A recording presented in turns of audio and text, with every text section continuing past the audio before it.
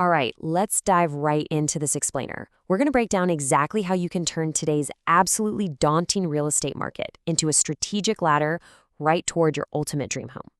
Look, if you've glanced at real estate prices lately, factoring in those stubbornly high interest rates, the incredibly low housing inventory, and of course the rise of those massive institutional buyers, it's completely natural to feel a knot in your stomach. I mean, it feels literally impossible just to get a foot in the door, right?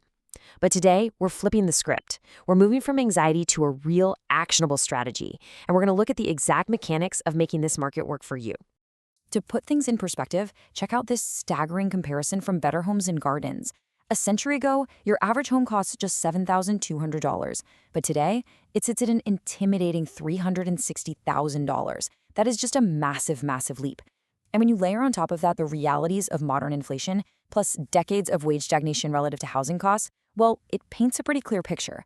It completely explains why that old school advice, just save up 20% for your forever home, is frankly mathematically broken for most people today. You simply cannot outsave the pace at which the housing market grows. If hearing those numbers makes you a bit anxious, trust me, you are not alone. And that leads us to the ultimate question on every aspiring homeowner's mind right now. So, how do you actually afford your dream home in a market like this? Well, the answer is surprisingly simple. You don't just jump to the top, you climb. Instead of trying to stockpile a mountain of cash while home prices just keep rising out of reach, climbing means getting into the market right now. You anchor yourself with a solid asset, and you let time and equity do the heavy lifting to propel you forward. To get there, we'll walk through 5 steps: the starter home strategy, financing and building equity, smart house hunting, the real estate agent advantage, and making the big move. Okay, step 1, the starter home strategy. Our core strategy here is all about treating a property as a stepping stone. So rather than waiting for that perfect forever home, you buy a starter home for, say, 3 to 5 years.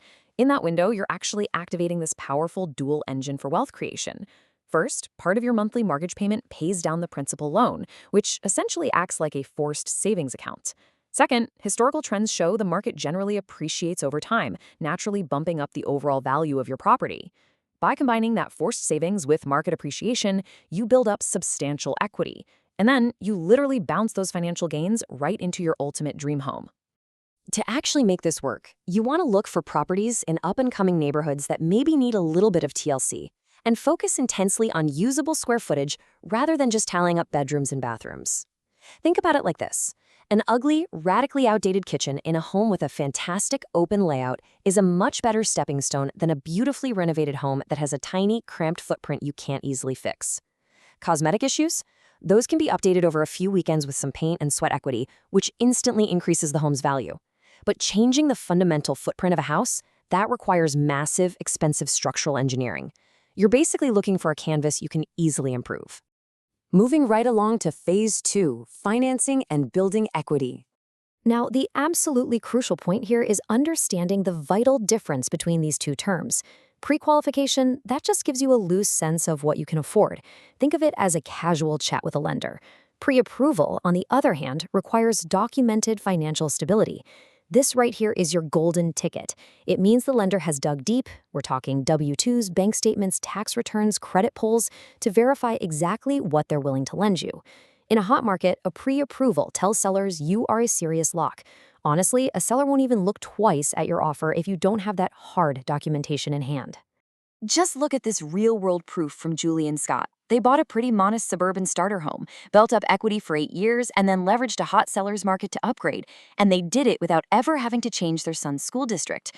They didn't start out with their dream home, not at all. But by keeping up with maintenance and significantly boosting their curb appeal, they captured incredible equity gains. That built-up equity literally became the massive down payment for their next property, fully funding the leap to their ultimate goal. It's living proof that the stepping stone approach works incredibly well. Now, as you're mapping out your budget, remember to account for the hidden stuff, specifically 3 to 5% of the purchase price in closing costs, plus your earnest money deposit. But I want to share this incredibly powerful strategy for your loan. Try making half payments every 2 weeks. This can literally shave years off your mortgage interest. Let's just do the math real quick. There are 52 weeks in a year. If you make half of your standard monthly payment every 2 weeks, you end up making 26 half payments. That equals 13 full monthly payments in a year instead of the standard 12. It's this phenomenal hitting math hack that automatically shaves years off your loan term and saves you tens of thousands of dollars in interest. Crazy, right? All right, finances are mapped out. Let's hit the pavement for step 3, smart house hunting.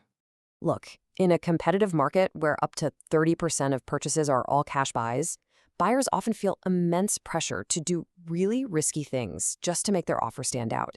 It is incredibly exhausting to keep losing out on bids to massive cash offers. And it's so easy to let the psychology of FOMO, that fear of missing out, completely dictate your strategy. You start thinking, man, if I just waive all my rights, maybe they'll finally pick me. But panic buying is exactly what we want to avoid here. You've got to keep a cool, analytical head to protect your stepping stone. Listen to me on this one. You should absolutely never waive your contingencies. Doing so completely absolves the seller of any responsibility if the home turns out to be a disaster. These are your essential legal safeguards. For example, say you waive an inspection contingency just to look appealing to a seller, and boom, it turns out the foundation is crumbling. Well, you're stuck with a massive repair bill. Or think about the appraisal contingency.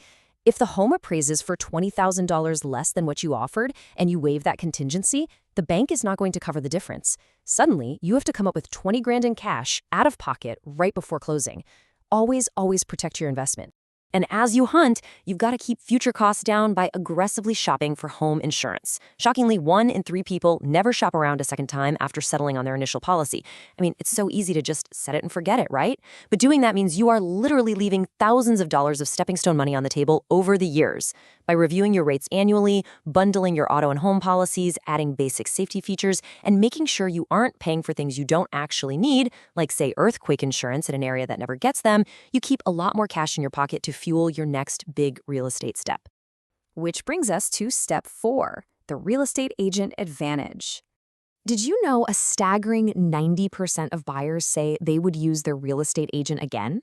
And this isn't just about them unlocking proprietary MLS databases or hooking you up with trusted contractors. A truly great agent acts as a vital emotional buffer during intense negotiations. They keep you grounded so you don't wildly overpay when a bidding war heats up.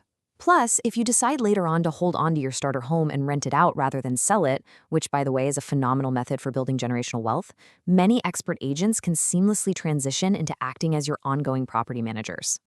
All right, you've won the bid, your financing is secure, we are now at our final step, making the big move. Now, before you pop the champagne, you need to systematically check off these practical steps to ensure a completely seamless transition into your new home. Get your utility account set up in your name early, forward your mail via the USPS, and lock in that insurance policy you shopped around for so it's fully active on day 1. And critically, arrange your moving help well in advance. Seriously, there is absolutely nothing worse than the misery of a chaotic moving day, finally getting everything into the house, sweating and totally exhausted, only to realize you forgot to call the water company and can't even take a shower your first night there. So since a starter home is really just the beginning of a much larger financial journey, I want you to remember something. That anxiety you might have felt at the very beginning of this explainer, it's usually just a lack of strategy.